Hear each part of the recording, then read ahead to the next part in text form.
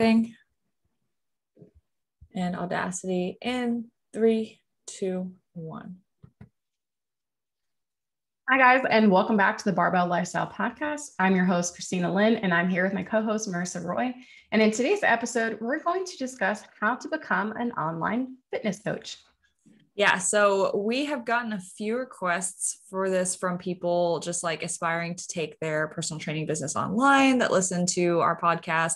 And just to make a quick disclaimer, this is like a one-off episode. So we're not pivoting. We're not becoming a business podcast. We are just going to be touching on this once today because it has been in popular demand. And then, we're going to be right back to just the general lifestyle stuff. But people tend to find this pretty interesting.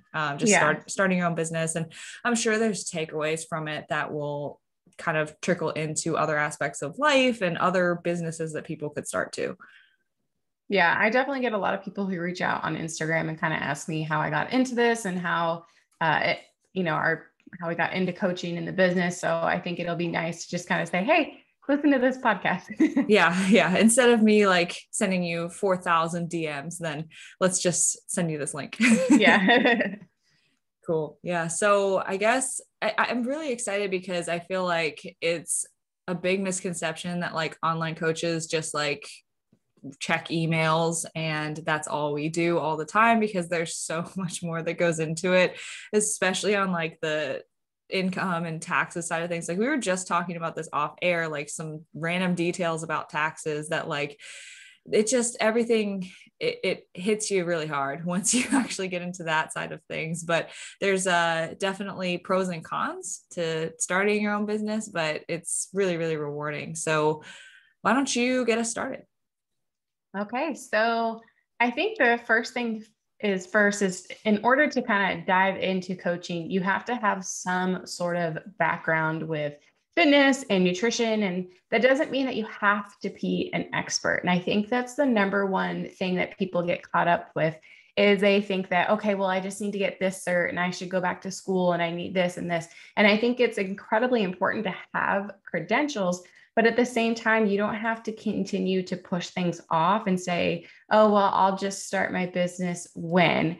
And so I think, you can start off small and you can take on a client here and there and kind of test the waters. And I think we'll get into kind of how you can initially really start. But I think it's important to kind of gain some experience too, rather than just diving in and launching and having this huge thing and kind of just waiting. I feel like I'm rambling. But don't put it off, but have some sort of background. Make sure you're studying. We recommend getting a certification too.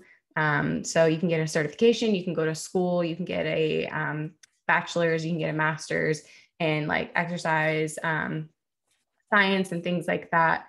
But having, again, some sort of background to get you started.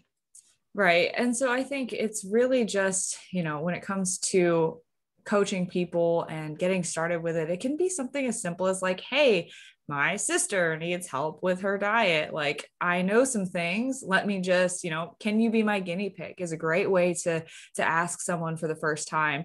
And for most circumstances, I will say, if you're just getting started, you don't have an official business yet, you don't really know like if this is really going to be for you, but you want to test the waters, like Christina said, I would just take someone on for free, like 1 or 2 clients, and just work with them for free. And you might have a really great experience with it, or because it's free, they might not really invest in it. But like if you test the waters with that, then you can kind of see, okay, where are the gaps in my knowledge? What do I need here? But yeah, just like a baseline CPT certification. Like, honestly, I think that it's really important to have a credential. It doesn't have to be, a bachelor's, master's, and a bunch of certs, but like just get one certification to start yourself off. And like, you might take on a client while you're studying for your first cert, but like at the beginning of the journey, I would say have something to back you up, just because people do put a lot of stock into that and they do want to hire someone that does have credentials and it does back you up legally too. So just having something under your belt, it doesn't have to be the fanciest cert in the world. It doesn't have to be a full degree, but just like start with something. And then if you want to pursue further education, officially, because you should always be learning. But if official education in the future, then like, yeah, go for it while you're, building the business, but just some kind of baseline that gives you a specified scope of practice. And so this is really important because when you're an online coach, I guess the territory for what you can and can't tell someone to do or prescribe is kind of murky because it's not in-person training. And so we basically just follow the CPT, certified personal trainer, scope of practice, but we do that online. So that's going to be training and exercise recommendations, form correction, making sure you're exercising effectively and safely, but also nutrition recommendations. That's the big part. Is it's a CPT is not a nutrition certification. So unless you get a specific nutrition certification, you have to have some sort of disclaimer that your nutrition guidelines are recommendations, not requirements, not prescriptions. That's the job of a registered dietitian. So scope of practice is really important, and having a certification can kind of teach you that, where your boundaries are. Yeah. And Marissa brought up something that just made me think about is knowing your state that you're going to be working out of. So each state has their own different rules on what you can and can't do and kind of your scope of practice. So I know in some states I don't think you can actually even say anything about macros, or you can't say anything about nutrition unless you're a registered dietitian. So just doing a little bit of research before you dive right in, and just make sure that you know what you can and can't legally do, and kind of who you can and can't work with.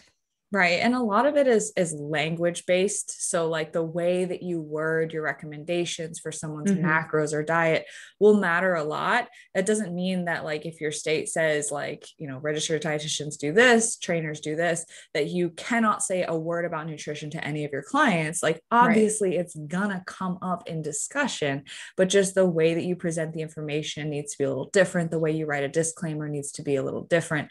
And just kind of knowing those nuances there. And then I think the other thing to kind of think about and just have in the back of your mind at the beginning of this journey is you want to start to develop a referral network of licensed practitioners that work with things that are outside of your scope, but in theirs. So you want to know a registered dietitian that you trust and align with. You want to know a medical practitioner that you trust and align with. You want a physical therapist. You want a chiropractor, an acupuncturist. You want all of these different things, because then you can refer your clients out and say, hey, I trust this person. This is not within my scope of practice, but here, go to this person. It's going to drive them business. That person is going to give you business in return. And that client is going to trust you more because they're not, under the illusion that you're this expert in everything. They're like, oh, they like know where their limits are and they're referring me elsewhere to a true expert. I feel really confident about that. And I'm really glad my trainer did that for me. So it can really benefit you in the long run. Yeah, I agree. And if you go back to our episode on in-person versus online coaching, I think that'll dive in a little bit deeper than what we're about to talk about right now. But Marissa and I both have experience with in-person personal training, and we think that has helped our expertise tremendously. And it makes us just better coaches because we know what clients struggle with in the gym. And again, just having a different type of relationship with your client in person, but that'll help so much. Yeah. And I personally have been trying to make a better effort to meet up with some of my local clients for like a lift and then lunch or something. I did that this past weekend. And honestly, like there are still gaps that you're not going to be able to address with online coaching because it's asynchronous. Like you're sending a message, you're getting a response the next day or in a couple hours. And, there's breaks between, there's, miscommunication, and obviously there can be miscommunication in person too. But, I've found that there are always going to be gaps and things that aren't 100% clarified through the online experience. So knowing what those gaps might be by having trained some people in person is really, really valuable, because I will say, and I probably said this in that episode that you referred to, Christina, but the main thing that I've taken away from in-person training is you might be an athlete and you might know, exactly how to move your body and, how to make your form look exactly like the form in the exercise tutorial video that you send people. But that doesn't mean that an unathletic person that has hired you and is doing weightlifting for the first time in their life is going to be able to do the same thing. And they're going to have a much different starting place for mind body connection. So that seeing that for me was so eye-opening as someone who grew up an athlete, and it's a completely different world. So understanding that someone's starting place is just going to be completely different is really an eye-opener with a little bit of in-person experience. It doesn't need to be anything crazy, but like, again, 1 or 2 clients that you meet up with for a while and really figure things out and fill in some gaps with where you might be missing stuff for online coaching. Yeah. And so you mentioned that you're meeting up with some of your in-person clients or online clients in person. And of course, since we're the same person, I've been doing the exact same thing. So yeah, and it was really interesting because I think that even just one training session, and it doesn't have to be every single workout that you've given them, just having one, I think it's a little bit different having a coach kind of walk your client through it. And especially, again, it's because we talked about this before, you can address things in real time. And so sometimes a client may be experiencing, I have a question about this, I have a question about that. But when it comes time to check-ins, they've kind of forgotten those things because the workout that they had questions on was Monday and they're checking in on like a Friday. And so they've forgotten everything. So it's nice to kind of have that adjustment in real time. And I feel like even just having worked with them for one workout, like that can carry over into all the future sessions.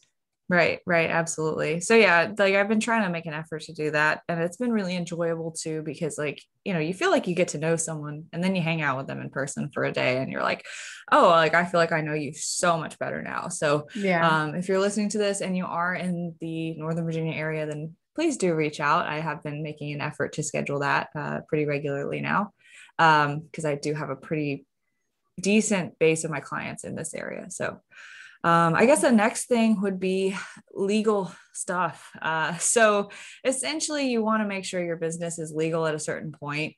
If you are just kind of like, again, testing the waters, taking on 1 or 2 free clients, like that's not necessarily the time to go legal. But when you're really, you're in this, you're invested, you're ready to build your roster, and you want to make this your life and your income, you need to be legal. You need to report taxes. So registering your business as an LLC within the state, going through all of the paperwork, going through the taxes yearly and reporting all of your income and writing stuff off, having a business bank account, all of the above. I'm sure there are resources that can walk you through this step by step, but there's just a lot that goes into that. So start to do some research with it and, kind of, again, knowing your scope of practice, disclaimers, what should your legal documents even look like? I'm sure there are templates for that by some sort of fitness guru, legal specialist online, but it's all there. And just try to find as much information as you can about starting a business in your state. Northwestern is a really good resource for creating your LLC, and they do a lot of the filing for you. So I would recommend if you are at that point in your business where you want to go ahead and open it up and make it legal, Northwestern is a really good resource. Yeah. I did mine in 2017. So it was about a year into actually taking on clients. So the first year that I was online training, it was kind of the build up year of like, okay, I'm going to try this. I'm going to see if this is something that I can do. And I was able to build up my client roster, I don't know, maybe like to 10 or 15 people by the end of that year. And so January of 2017, about 8 months in, I was like, all right, let's go legal. Like, let's make this a real thing. So I've been reporting my taxes ever since. Good for you. So once that is kind of set up and you're, again, still in those beginning stages of your business, it's really, really important to have solid back-end systems. So what this means is you have systems, you have checklists, you have ways to track everything. You have a, what's the word I'm looking for? Streamlined? Yeah, everything is streamlined, but you have a method, like you have a strategy for what happens when someone inquires about my coaching. How do I onboard them? How are client check-ins? How are they run?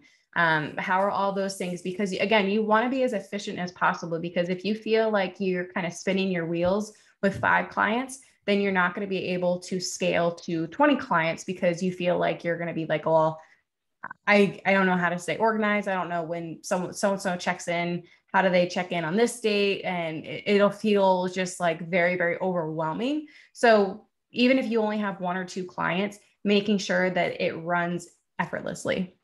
Right. And one way that you can do that is just ask the client, like, how was your experience getting onboarded? Like, did you feel like the materials were organized? Did you feel like it was kind of all over the place? And just ask them to be as honest as possible, because you are getting this feedback to improve for future clients. And I will say Excel sheets will be your best friend. Organizing things, making lists. Like personally, I have a list of all my clients, what day they check in, what service they're paying for, what they're paid up to, what their next payment date is, when their contract ends, what their main goal is. And like, that's all in one Excel sheet. So like that, for example, is a backend system that keeps me very organized, that helps me track everyone. And now people have come out and created a lot of software systems that can help you with this. So when we first started, there wasn't anything called Trainerize, but they do have that. Joelle, I forget her last name. Joelle. Well, she's Joelle Samantha on Instagram. Yeah, I know. I was gonna say I know her handle, but I don't know if that's her last name. But she has created a software for trainers as well. So it's not just Trainerize anymore. There are a lot of different softwares that are being created and they're up and running. So Trainerize is an online platform where you can host your clients, create training programs. There's not a whole lot you can do with nutrition yet, as far as setting macros and things like that, but it is a good kind of way. I know that Marissa doesn't utilize that. But I've started kind of diving into it, and I don't like it personally if I were a client, because I'm very old school. I like to write things down. But a lot of my clients love the app. So it's an online system, but the clients can download it and use it as an app. You can communicate with your clients as well. So there are a lot of really cool things that you can kind of get into with, as far as like software and systems. Yeah. And that's the thing too. It's like, there are so many new softwares and resources and things that like and like, you know, when I started this, it was 2016. Online coaching was a thing, but like there was no mentorship for it. There was no program for it. There was no software for it. It was just, hey, make an Excel sheet and have at it. Like that was the guidance that was given at that time. And so now I'm sitting here like, there is no excuse. If this is something that you want to do, you have so many freaking resources to pull from for free, because so many resources provide for free. And that's kind of getting into the next topic, but like there is so much that you can learn from for either cheap or free online that will teach you how to really run this in an efficient way, like we were saying. But yeah, backend systems, keeping things streamlined, also having policies in place. So policies for, okay, well, what happens when someone gets you a referral? For me, I have a free month for everyone who gets me a referral, right? Because that's super incentivizing. It benefits you to get more clients. Christina nodded, which means we probably have the same policy. We do. What happens when someone ghosts? What happens when someone wants to cancel their contract? Know how to handle those situations, practice it, have a script for it, because it's gonna happen. So yeah, lots of different things that you can think about there. And then that gets into, okay, well, these free resources, et cetera. Mentorship and guidance is really prevalent now for this industry and for online coaching. There are online coaches for coaches. There are gurus left and right, but there's also a bunch of free resources. You could also lean on friends who, you know, maybe do this already. So if you are well seated in the industry and you're kind of, you know, people, you can ask them, pick their brain, buy them a coffee.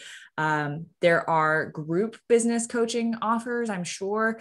I personally subscribe to something called the NCGM, which is about $100 a year. And it's a monthly webinar that goes through things like the backend systems, like how to handle client situations, situations and different, nutrition coaching nuances every single month. I love that. It's really great. It's NCGM Nutrition Coaching Global Mastermind, if you want to look that up. But tons of different ways that you can invest in mentorship and just make sure that you are investing back into the business. Yeah. And there are tons of podcasts too that you can listen to. And I think what's really cool is, again, when we talk about when we first started out, there wasn't a whole lot of resources that were geared specifically towards fitness coaches, and especially online fitness coaches. So a lot of things were more in the personal training world. So now in 2021, there are podcasts that are specifically for online fitness coaches. So it's really cool. But I think, again, what happens is you have coaches who, or business coaches who have niched down. And so they realize that there is a huge market right now for online personal training and coaching. So, and I think sometimes, and maybe we should have said this at the very beginning, that I think people look at the online space right now and think that, well, it's too competitive. Like there are too many coaches, how can I compete with that? But think about how many people there are in the world right now and how many people need help with their fitness, their health and fitness. So if you are able to stand out, and we'll talk about social media presence here in a second. It's a good segue. But if you're able to, again, niche down, find a ideal client that you really like to work with, and you try to become the best coach that you possibly can be, you're going to attract clients that are not going to go to another coach because they look at you and they think, well, that's the coach for me. So don't be scared and think that there's no room for you in this space, because there absolutely is. Right. Like I like to always think of it as this industry is saturated, but it's not high quality. It's not competitive, right? So there's a lot of online coaches out there, but ultimately not all of them are utilizing the free resources. Not all of them are investing back into their businesses. Not all of them are creating streamlined backend systems and allowing themselves to actually grow and scale. And what I found too is the number of people that have actually made online coaching into a living is a lot fewer than the online coaches who kind of just say that they're an online coach on Instagram and have like 3 clients and they're just like, meh, like this is cool and all. I'm just going to put up a front so that I look cool online. And I find that to be very, very prevalent. And I think it's kind of like opened my eyes to the fact that there's not a lot of people that have like fully, put everything into it and made it their full-time gig. And so there is a lot of room. And so if those people that aren't investing back don't have systems, don't have organization, like they're only going to be able to take on a handful of people too.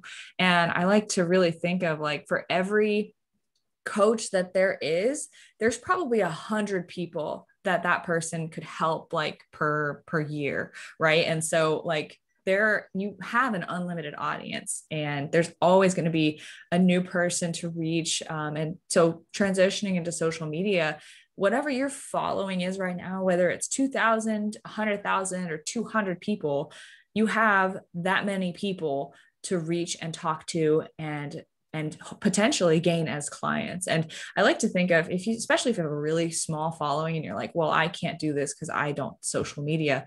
Think about having those 200 people sitting in an auditorium, listening to you talk. That is what the power of social media is. That's overwhelming. That's a big crowd. But when we look at our following on social media, oh, it's only 200 people, then like, yeah, it seems underwhelming, but you have a base and you have a unique audience of people that you can now reach that are, bless you. Thank you. And that are really, unique to you. They want to listen to you. They already follow you. And so you have this base for people that could be your potential clients. Yeah, I agree. Yeah. You want to go a little bit into social media?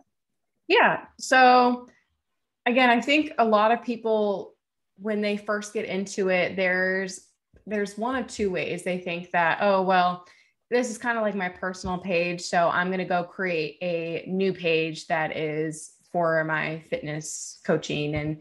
it's, you know, if you have, like Marissa was saying, 200, 300 followers and they're friends and family, it might be embarrassing to put yourself out there and to start this new page. I wish that someone had kind of walked me through this, but I was so embarrassed and created a anonymous account. I didn't want anyone to know it was me. I hid my face, like, and it was more so not because I wanted to get into coaching, but I just wanted to hold myself accountable in the fitness space. And that was back in like 2014. So Instagram was still fairly new.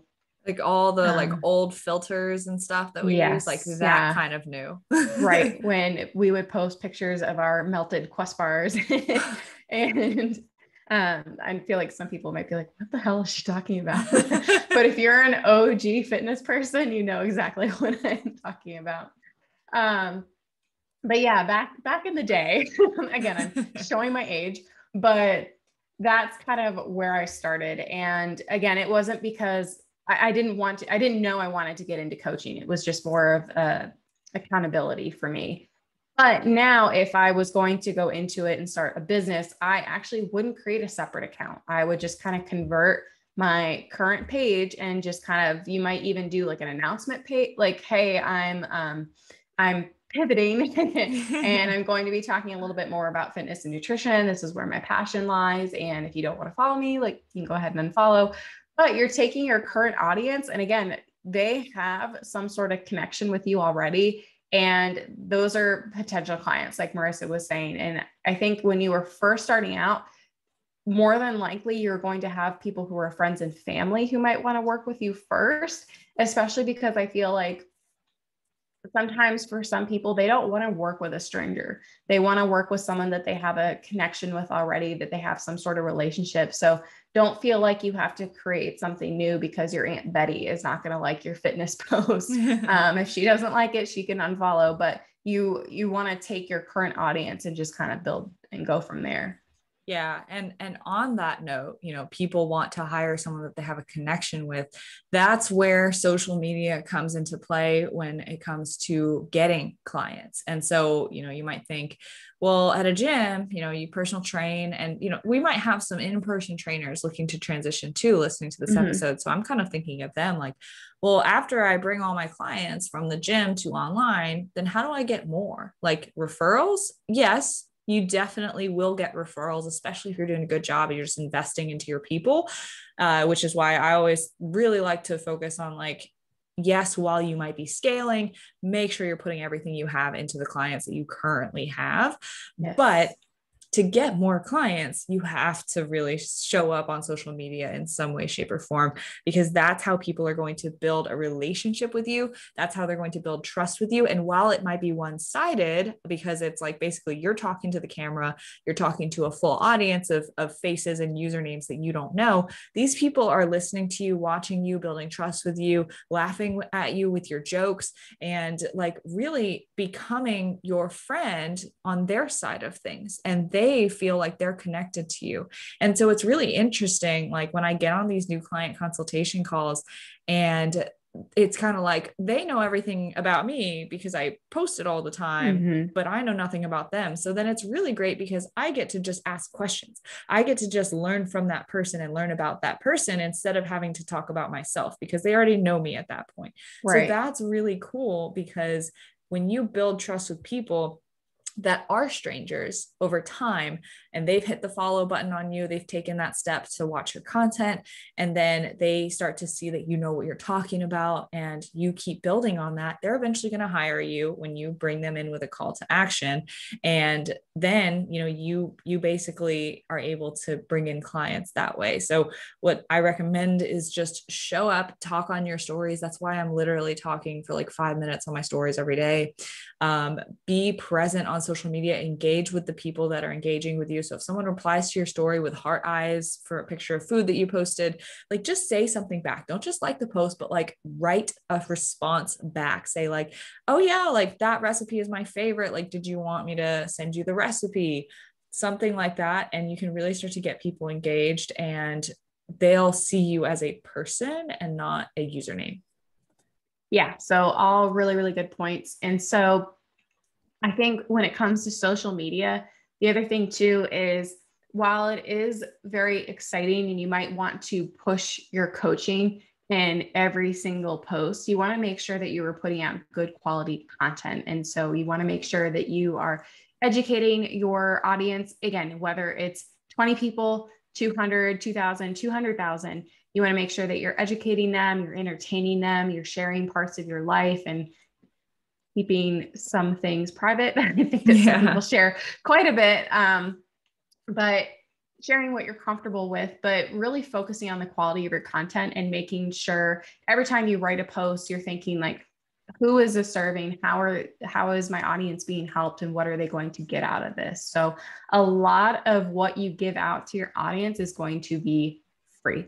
And like Marissa was saying, that's how you build authority and that's how you build trust. And that's how you gain that kind of like, oh, okay, well, I can come to this page and I know that I'm going to get something out of it. And I'm going to continue coming back and continuing to check in with this person because I like and I relate with them.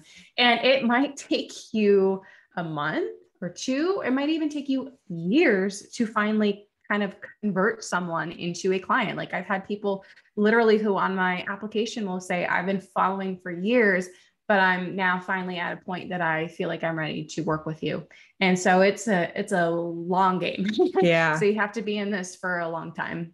Yeah. I love what you said about just making sure that you put out content that is useful, because if you announce online coaching and then all of your posts are just like, click the link in my bio to apply. I offer one-on-one coaching. Click the link in my bio, apply now. Like no one's going to apply because they're not getting anything. They're just seeing an ad over and over again. So like, while it might be tempting to just plug that service, have a caption that's useful with lots of information and, has stuff that you can take away. And then at the bottom, click the link in my bio to apply for coaching. Right. And so think about useful content first, like Christina said, and then make sure you are plugging the service, because otherwise people won't know that you provide it.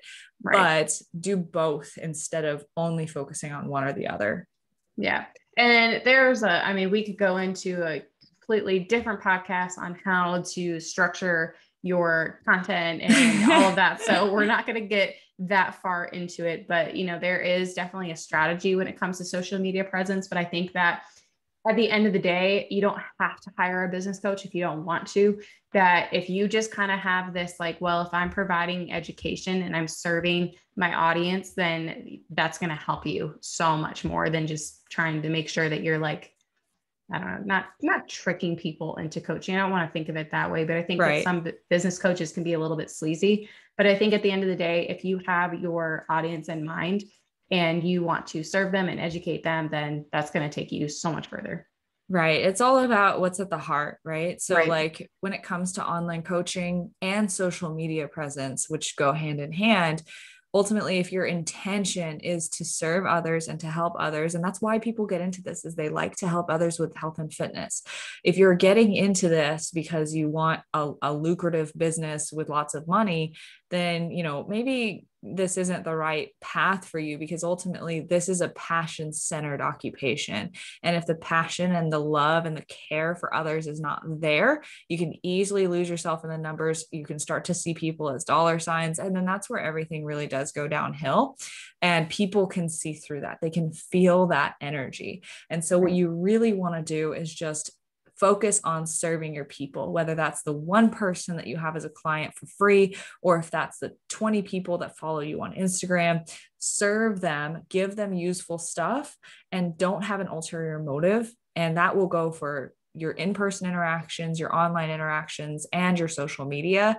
And if you keep that at the heart of your business, you will grow and you will get better, and you will have to kind of bring yourself down from that ledge over and over again throughout your journey. I know for me, especially as I've seen really good growth in my business, and, I've gone from my main client base being 10 people to 20 people to now around 30 people. Like, it's just, oh, I see a spike in my bank account. This is super exciting. I want to go, buy fancy things and flex and, get more money. You have to pull yourself off that ledge, and you have to remind yourself, why am I doing this? And remind yourself with the wins that your clients have, what they're telling you about how they've changed their lives, and let that fulfill you. Don't let the money become the driver for what you're doing. Yeah. And I think that we probably should have opened the podcast with that, is that you should do this for your clients and to help and serve others, and not money. Right. The money will come. And yeah, of course, that's not to say that you shouldn't invest in a business coach, or you shouldn't try to grow and scale your business. Because of course, like if you want to be able to do this for a living, to be able to do it full time, and typically the more people you serve, the more money you make, typically. Right. And again, it's not to say that money is bad or money is evil or anything like that. It's definitely a necessity. But the clients and their well-being should be your number one thought. It should be at the forefront with everything that you do. Right. And not to get wrong either, that this business can be very lucrative if you're doing it with the right intentions. And I think what really sticks out to me, having now been in this for, 5.5 or so years, is that if the heart of your business is there, the longevity is there. So like, you might not make 6 figures in your first year, but you're going to be able to get there, and you're going to be able to sustain doing this for a very, very long period of time when the heart is in the right spot. I agree. So I think we should transition to kind of talking about boundaries and structure within your business. So yes, my favorite. Do you want to take off with this? Oh, no, go ahead.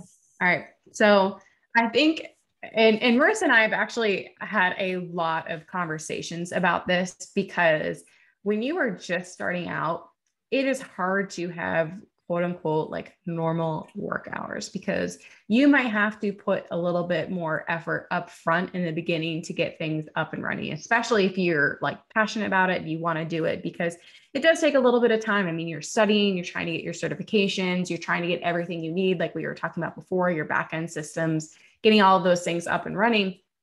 So you might not have typical work hours. You might be working on the weekends. You might have long nights, and you're not really going to have a lot of that work-life balance. But I think that in the very beginning, that's kind of to be expected when you're starting a new business. So when you get to a point though, when you are, you've got a decent roster, it's really important to have work hours, not only for yourself, but also that your clients understand. Because, and I used to be like this, that I used to feel like I had to have, especially because it was online, that your clients needed to have 24/7 access to you, and you needed to respond within, 3 minutes. Otherwise you're the worst, coach ever. And so I used to set these really high expectations for myself. And not only is that going to burn you out, but you're not creating boundaries that are healthy between you and your clients, and your clients can start to rely on you and not try to be self-reliant or on kind of themselves and figure things out on their own.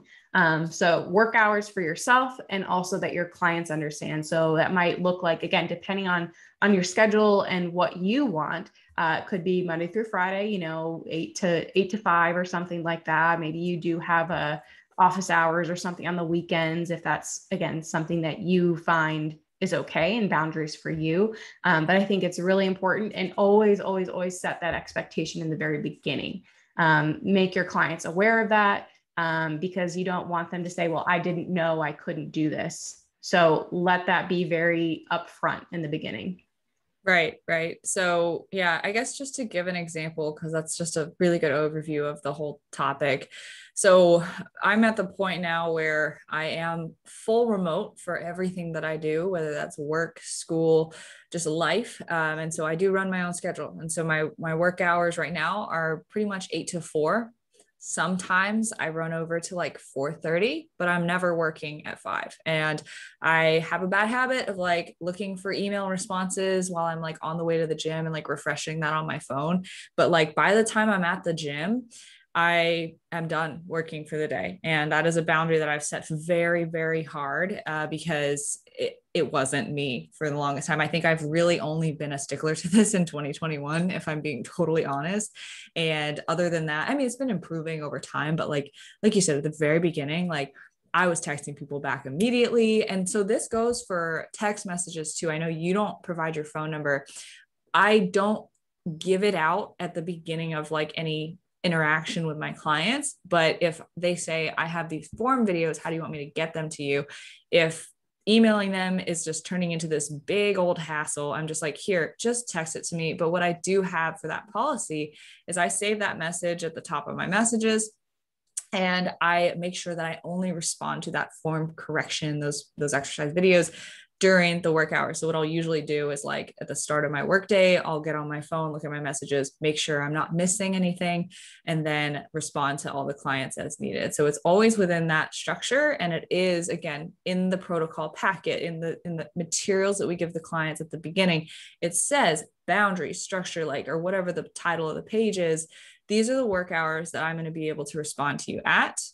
If you get your check-in late, you can expect a response the next day within those hours. But, this is when you're going to be able to contact me, because obviously we are humans and we need breaks too. Right. So yeah, Marissa mentioned that I don't give my phone out, my phone number out. I don't. I just think that texting I think that people can tend to rely on it and feel like they have quicker access to you. And I have all my communication through email. I have a Facebook group. And if they do need to, if I have clients that have a little bit of higher access to me, I do use Voxer.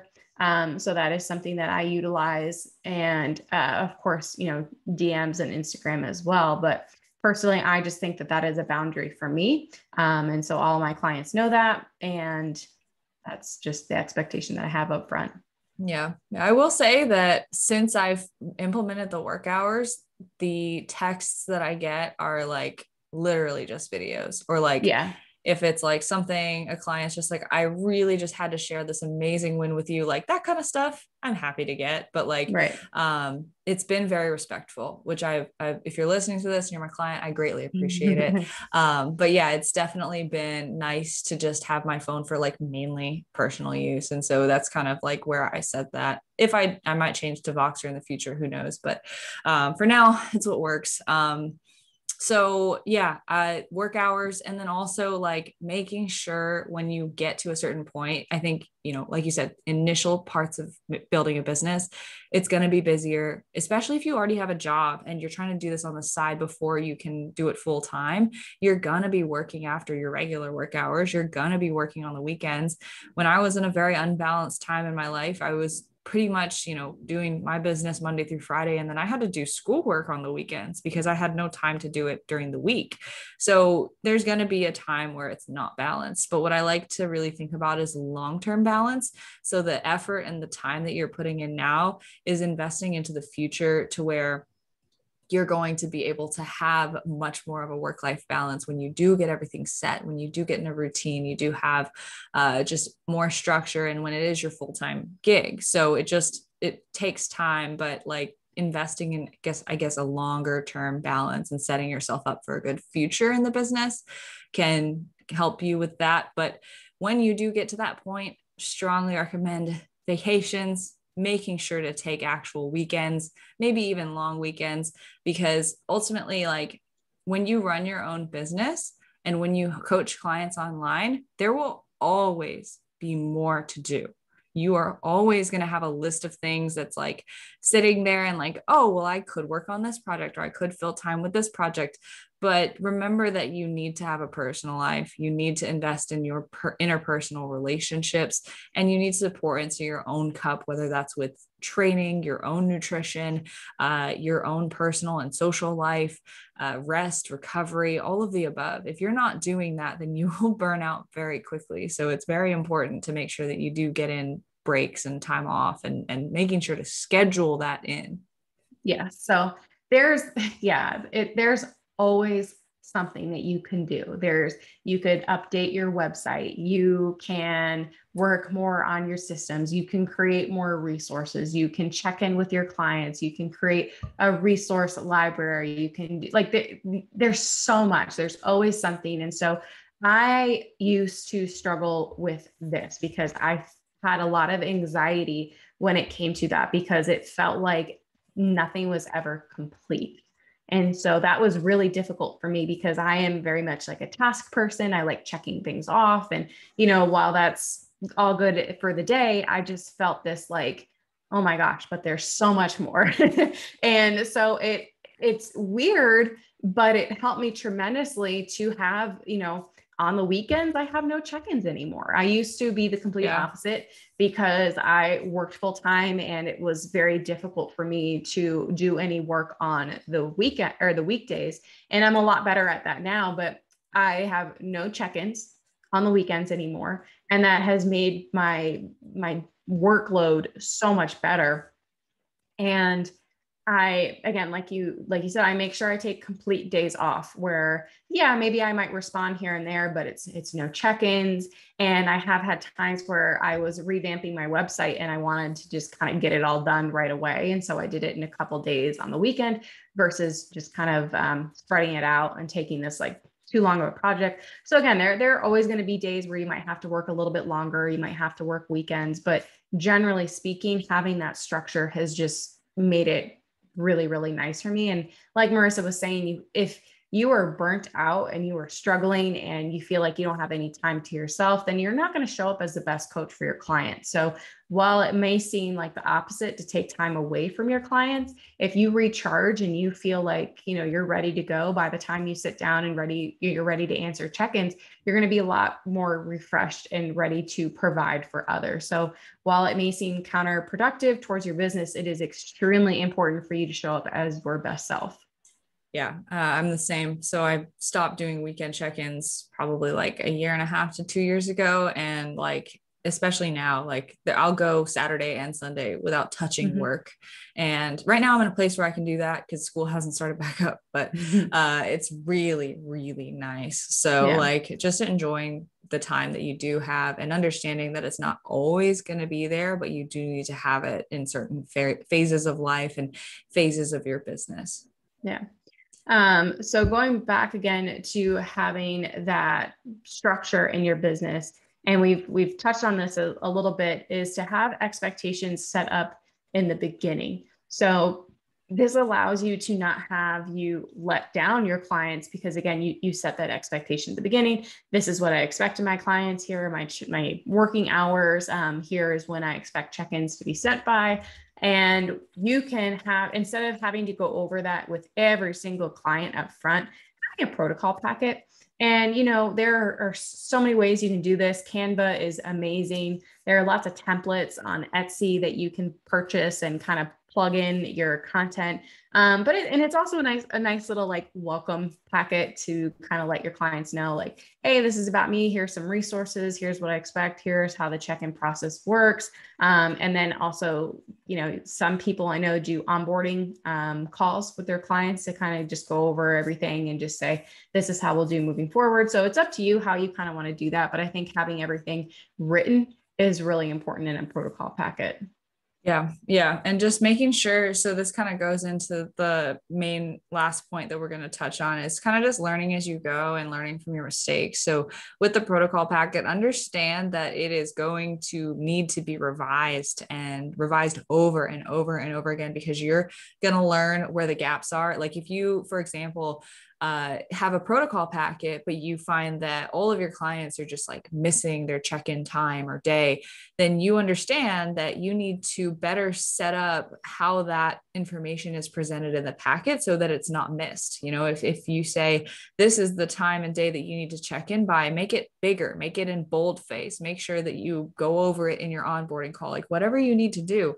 You're going to learn from mistakes like that so that you can better streamline everything. Because again, if you have your clients checking in left and right, not understanding what to do, what to send in their check-ins, you're going to have a hell of a time giving them advice. And so making sure that things are set up front, but then also making sure to revise it as you see the gaps come up, because you're really only, and this goes for every aspect of coaching, whether it's something on an Excel sheet or issues that a client runs into, you're going to constantly find that there's resistance somewhere to something, whether it's the way that you give someone macros or the way that you present this information or how you explain a certain thing or the resources that you provide. You're going to get resistance or issues coming from your clients, and you'll see trends. The more clients that you help, you're going to notice, oh, this keeps happening. And when something keeps happening between different individuals, it's likely got something to do with not them, but you as a coach, something that you're providing or doing or saying that needs to change. And so just understanding that it's a constant learning process.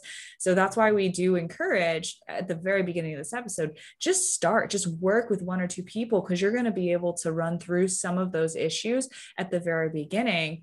And it's just going to keep getting better and better. And then that way, eventually you're going to get to a point where people are going to be very clear on the protocol once they read the packet, and they're going to have no trouble sending in their first check-in with everything included.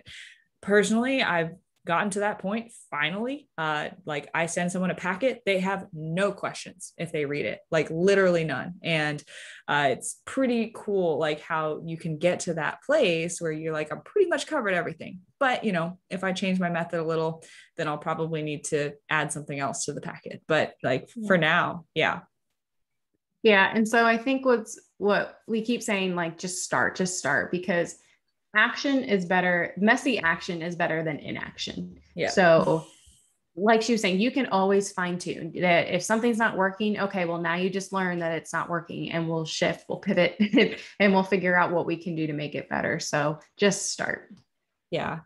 And I think one thing that I was saying about, as your methods change, things are you're going to open up ways to improve.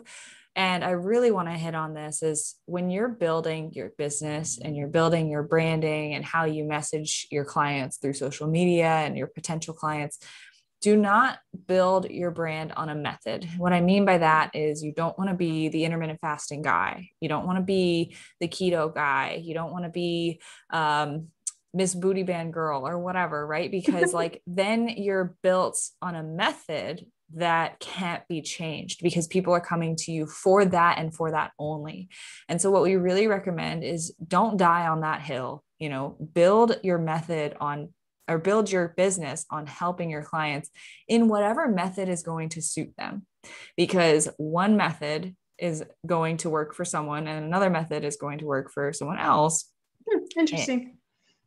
What? Finding out what works best for that client. Oh yeah. I was like, what, why are you making that face?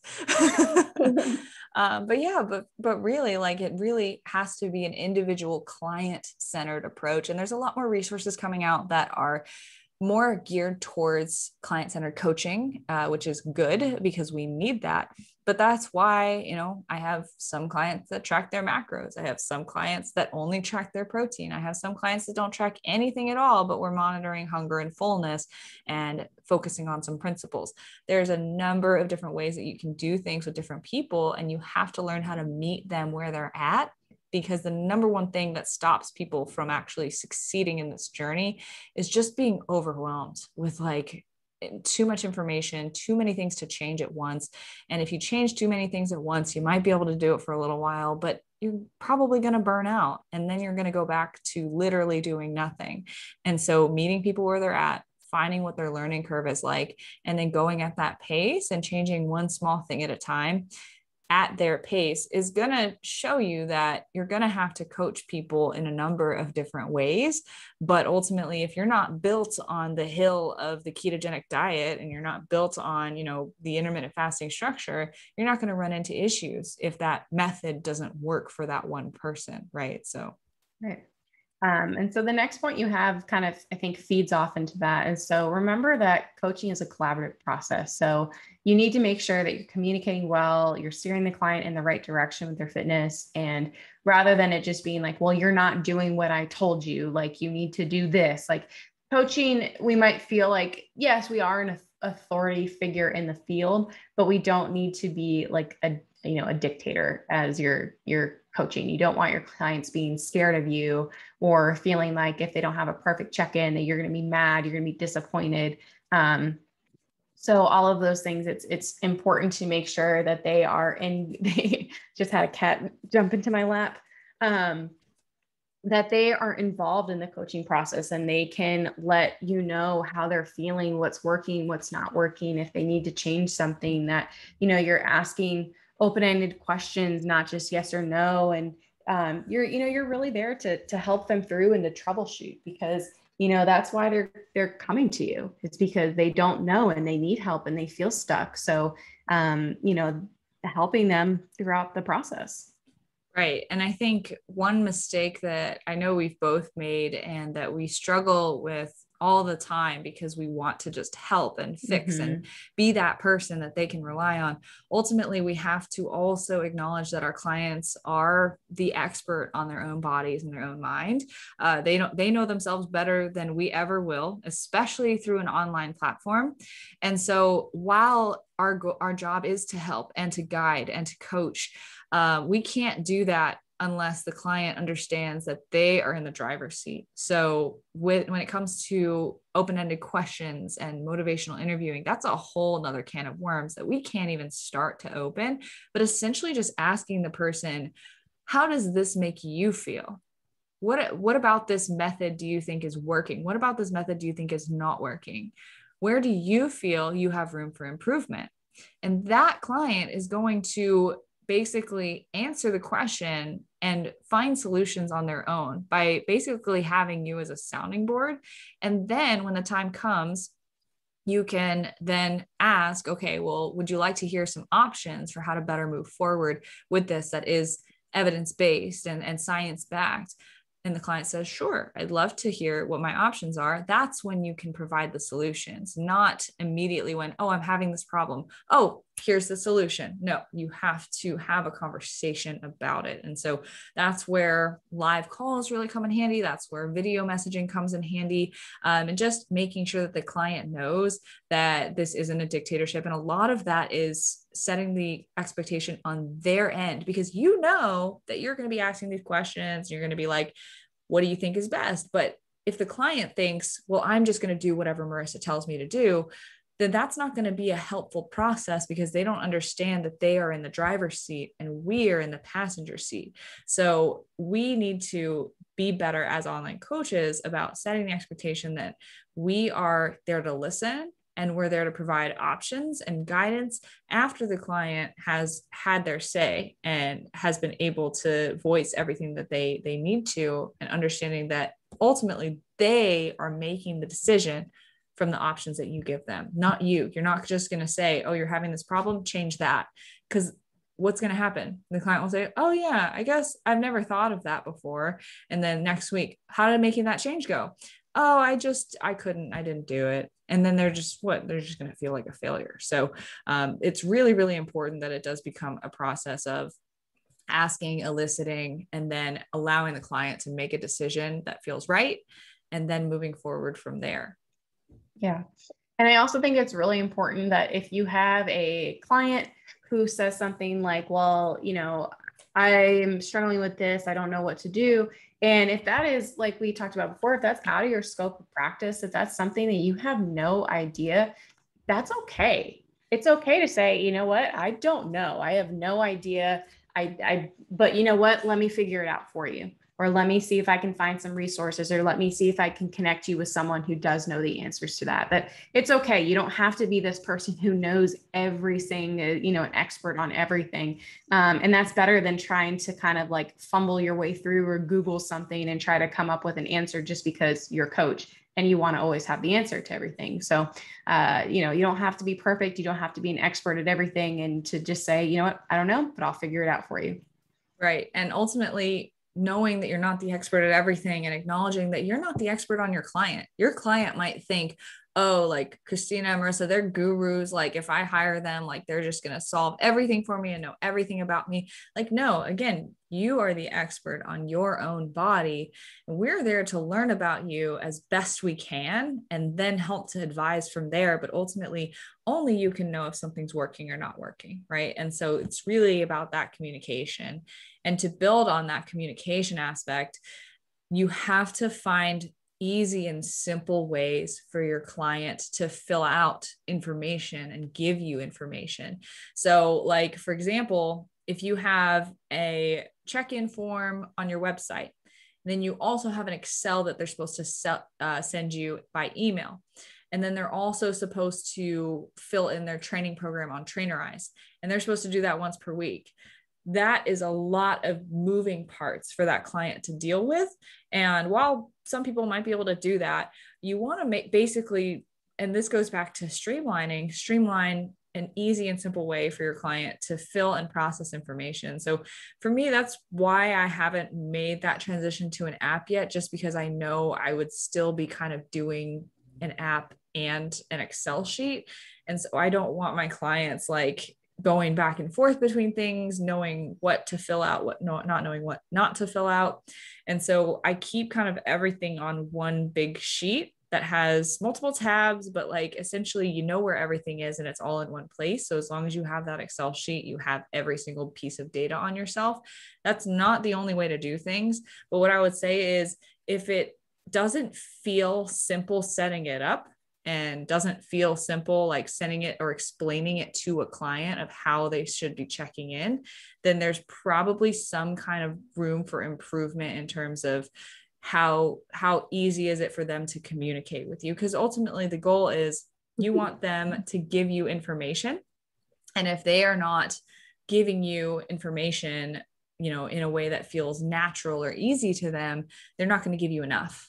And so they're going to be more concerned about scrambling to fill out this form and that form and that form than they're going to be about just sitting down and opening up.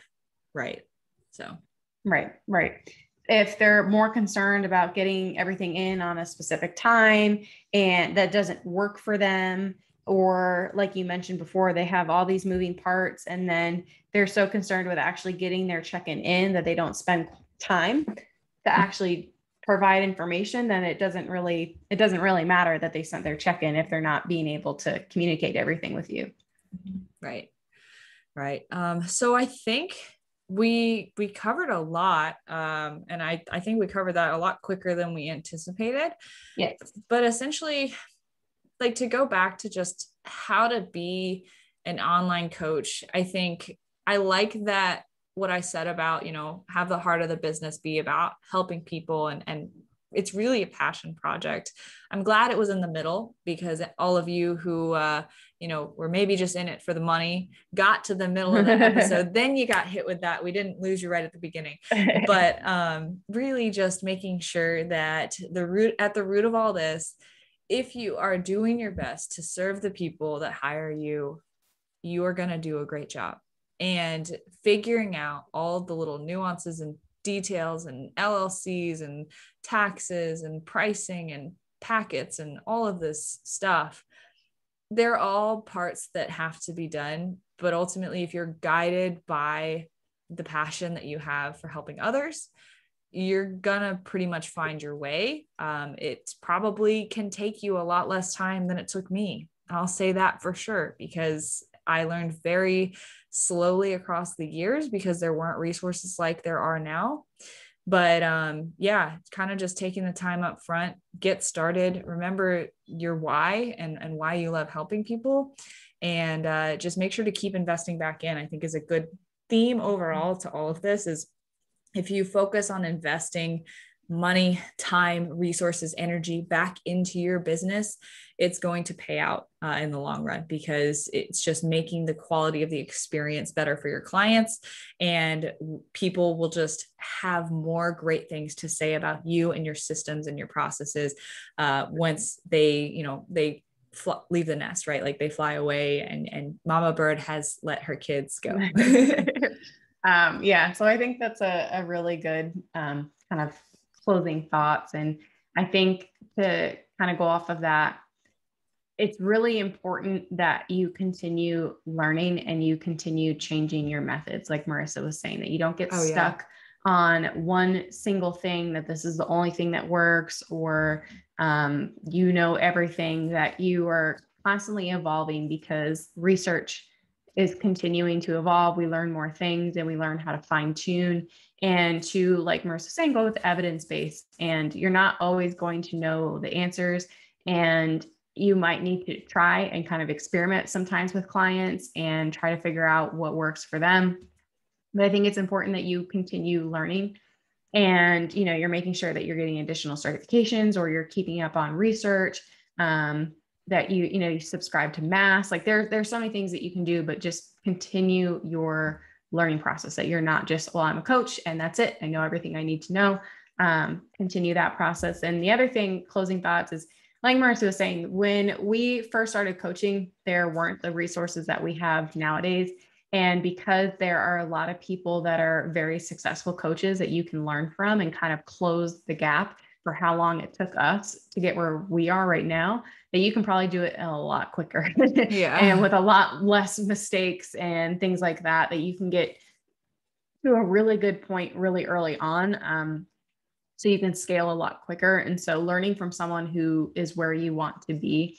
So I think that's really important. And if you're not good at something, you can outsource. If you don't like, you don't need a fancy website, you don't need fancy logos, you don't need all that to get started. But if you get to a point in your business where you want that, and that's not your strong point, then you can outsource. You can find someone who is good at that. If you don't like, there's a lot of things. If you don't like writing programming, then you probably shouldn't be a coach.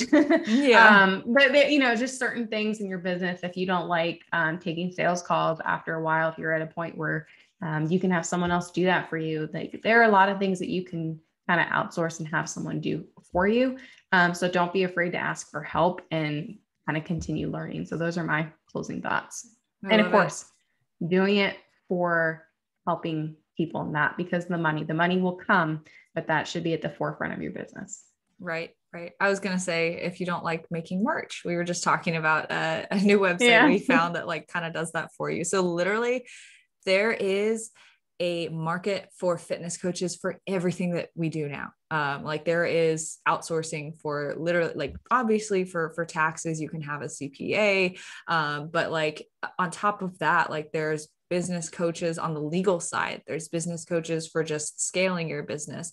There's websites to help you, make and produce merch for your clients that you don't have to worry about shipping.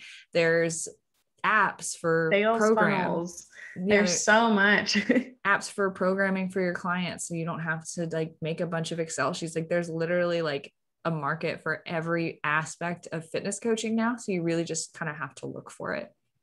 Yeah. So that's kind of all I have for today. So, we hope that you really enjoyed this episode and learned a lot. And if you do have any other questions about coaching that we didn't cover, feel free to reach out to any of us or the. Yeah, I was just going to say, like, if we mention a resource that was like specific and you need information about it, because I'm not going to list every single thing we talked about here in the show notes, just message one of us like, hey, what did you mean by this? Or, could you send me the website for NCGM or whatever? Just like reach out, please. Yeah. Or you can message the podcast Instagram. So Barbell Lifestyle Podcast. But yeah, so we hope that you guys enjoyed this episode. And if you haven't already, make sure you subscribe to the podcast. You can find both of us on Instagram. You can find me at Christy Lynn Fit, and Marissa is at Marissa Roy Fitness. Thank you guys so much for listening, and we hope to see you back next week.